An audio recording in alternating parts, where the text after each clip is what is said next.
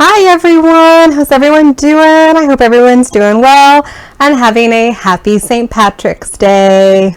Happy St. Patrick's Day! Aaron Goba. Alright, obviously we're continuing on with Irish Week, making our entree. It's going to sound very familiar for Irishness. Corned beef and cabbage. Let's get to it. It's time for another episode of Cooking with Kaitlin. That's me. Enjoy.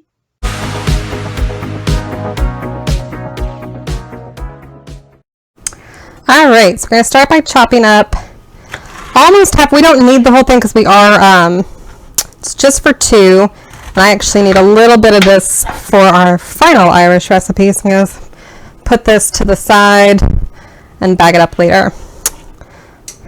But just like we did the cold cannon potatoes, we're going to get rid of that middle because it's just very hard.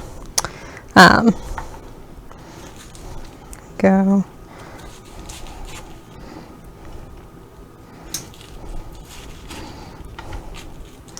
Alrighty.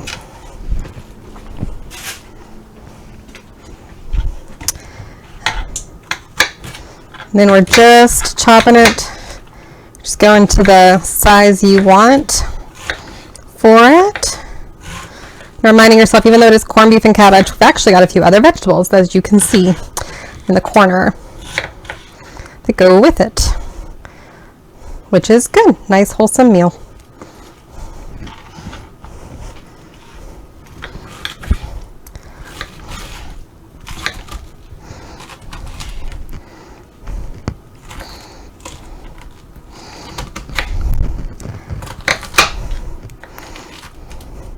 Beginning to think maybe I should have used the food processor on the cabbage.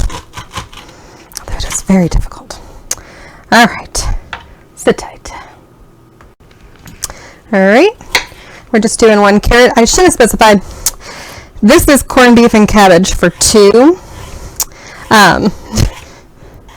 Just because we've got other things and we're eating on and everything.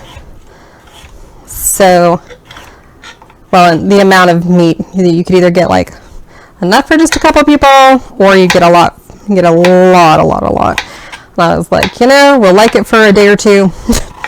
We'll like it for a couple days. But, like having to eat on it for over a week becomes a lot. And I obviously have other videos and entrees and all to make for you guys. Really for us, but to show to you guys. So I just pared down the recipe instead. So this is really for two. It might probably honestly make enough for about 4 servings, which is good.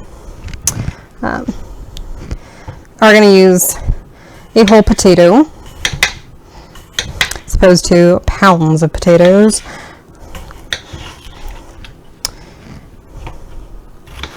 And just kind of slicing them like that.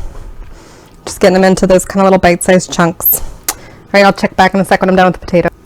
Alright, in the skillet I've got, if you remember that ham broth we made way back when, or just a few months ago really, got that with a little bit of salt and pepper in it, because remember it had so much good seasoning and so much good flavor. We're using, it's about half a cup, and I'm going to put the potatoes in there first, because they're going to need the longest time to kind of heat up.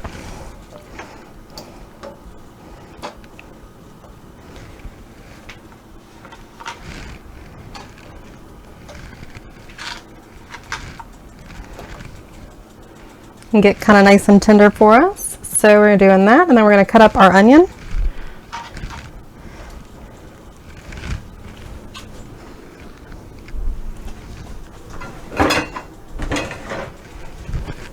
But real quick, I don't know if you can quite see, but I'm just making sure all the potato is coated. They've all got some of that nice juice going to them. And then I'm going to cover it, because that'll help it heat faster, help it get tender faster like we need it to. Alright, and then we're just doing half an onion.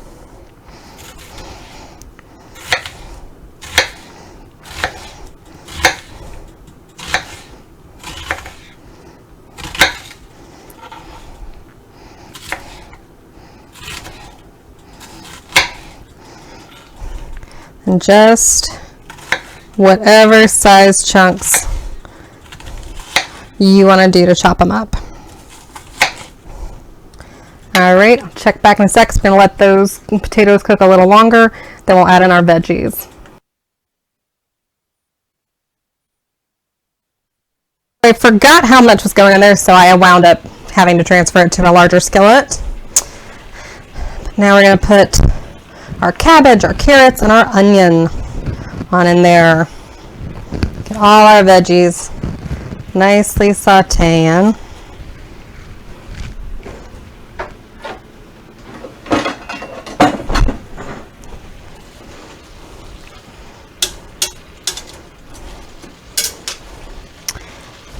And I will note, what I'm going to do with the meat is not what you would do if you were doing a large serving.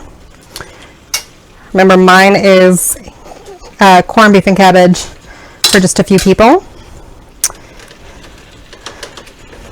So your meat, you'd have a few other steps. If you were doing a very large serving, you would have anywhere from 2 to 2.5 times the veggies. Just getting everything nicely coated in there.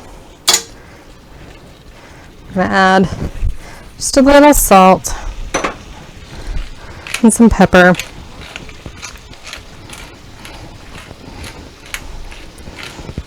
Because again, that broth had a lot to it. If your broth is not quite, if it's a decent flavor but it's not a super rich flavor, you're going to add maybe a bay leaf, maybe some oregano, some basil, probably some garlic. I had all of that very much so in the broth. It's as soon as you open it, you're like, there are all the smells, like lots of aromatics, lots of flavor. So I don't want to overdo it with this because I've got such a rich broth I'm using to saute everything in. But if yours is a little more basic, bit more obvious as a base for a lot of different options without overpowering anything, you're going to want to add those. Just bear that in mind. All right, we've let it kind of saute itself up. Whew, hot, hot, hot. For a few minutes. Getting everything nice and softer, tender. Kind of food we want to eat. Without our jaws going, seriously, dude? Couldn't this be a little more tender?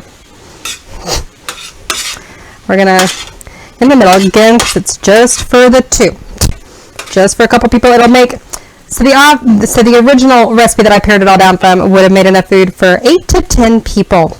This is more like 2 to 4. Just putting in about 12 ounces of corned beef.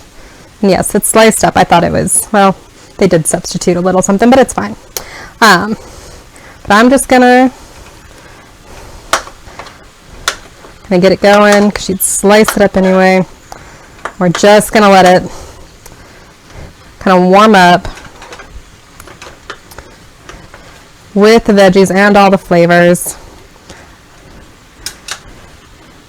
and then we'll serve it all up. All right, so there is a difference. I fully admit it's pared down, but it's still all the same stuff, just pared down so that he and I aren't eating off of it for a week straight. Because there's other stuff we want to eat. There's other fun recipes we want to make. You might want that too. All right, so got it all nice and warmed. We're going to serve ourselves up some corned beef and cabbage with the accompanying vegetables.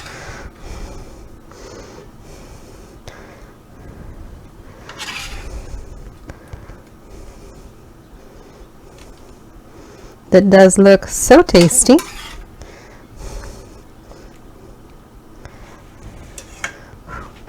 There it is. Go Yamag, Aaron Go Brown. Happy St. Patrick's Day.